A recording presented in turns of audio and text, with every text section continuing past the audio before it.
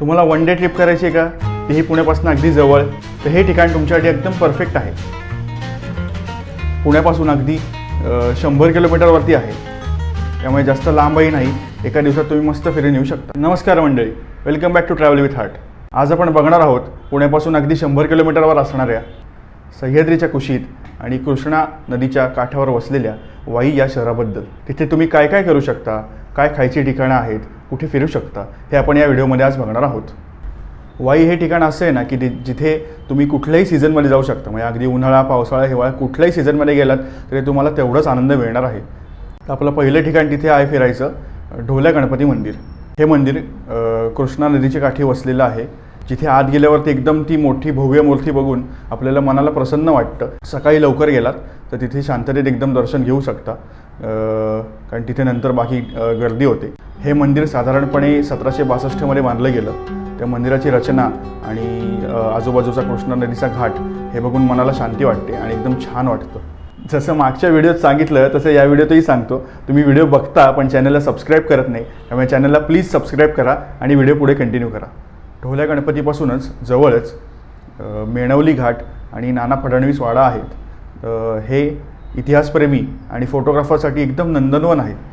ते इतकं सुंदर आहे की तिथल्या घाटावरती बसून तो नदीचा प्रवाह बघायला एकदम असं सुंदर आणि मस्त प्रसन्न वाटतं. आणि शेजारीच त्याच्या नाना फडणवीस वाडा आहे, त्यामुळे तुम्ही इतिहासप्रेमी असाल तर ते तुमच्यासाठी एकदम छान जागा आहे. वाईपासूनच काही अंतरावरती धूम धरण आहे. शांत पाणी, आजूबाजूला डोंगर आणि तो जो काय व्ह्यू आहे तो एक कमाल आहे, शब्दात न मांडण्यासारखा आहे. त्याचा व्हिडिओ आम्ही केलेला आहे, त्याची लिंक डिस्क्रिप्शनमध्ये देतो आहे, तो व्हिडिओ नक्की बघा. आणि तिथे तुम्ही बोटिंग करू शकता किंवा तिथे आता अगदीच कमर्शियलायझेशन झाले, तिथे खायचे प्यायचे सुद्धा काही ऑप्शन्स आहेत, त्यामुळे तेही तुम्ही एक्सप्लोअर करू शकता.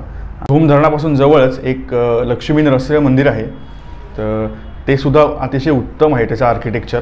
आणि तिथला नंदी मंडप खूप प्रसिद्ध आहे, तुम्ही तिथे सुद्धा जाऊ शकता. ते सुद्धा एक बघण्यासारखं ठिकाण आहे. आणि हे एवढं सगळं करून जर का तुमच्याकडे वेळ शिल्लक राहिलाच तर वाईमध्ये काशी विश्वेश्वर हे शंकराचं देऊळ आणि लोहारे इथलं पांडवगड हे सुद्धा तुम्ही फिरू शकता. ती सुद्धा अत्यंत दोन मस्त ठिकाणं आहेत आणि एक छान एक्सपिरियन्स तुम्ही घेऊ शकता. आता ही माहिती झाली विठोबाबद्दल, आणि आता पुढची माहिती आपली जी महत्त्वाची आहे ती म्हणजे पोटोबाबद्दल. तर वाईमध्ये खायचं कुठे, ती ठिकाणं आपण नक्की आता पुढे या व्हिडिओत बघणार आहोत. जर का तुम्ही मिसळप्रेमी असाल तर वाईमध्ये तुम्ही जॉली मिसळ इथे जाऊन मस्त मिसळ खाऊ शकता. इथली मिसळ अतिशय उत्तम चवीची, घरगुती आणि थोडीशी झणझणीत आहे, त्यामुळे अतिशय उत्तम जागा आहे जर का तुम्ही मिसळप्रेमी असाल तर. आणि जरी नसाल तर इथे जाऊन तुम्ही मस्त ट्राय करू शकता एकदा. आपली पुढची जागा म्हणजे बंडू वरे भोजनालय.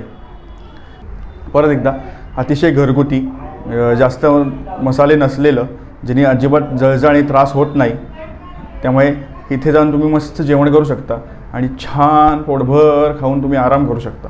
त्यामुळे अतिशय उत्तम ठिकाणे नक्की व्हिजिट करा. आपलं पुढचं ठिकाण आहे मॅप्रो गार्डन. मॅप्रोविषयी काय सांगणार, ती अत्यंत आयकॉनिक जागा आहे. हां, थोडं एक्सपेन्सिव्ह आहे नक्कीच, काही जणांना थोडं ओव्हररेटेडही वाटू शकतं, पण तुम्ही इथे जा आणि तिथलं स्ट्रॉबेरी विथ क्रीम खा, म्हणजे कमाल असतं ते.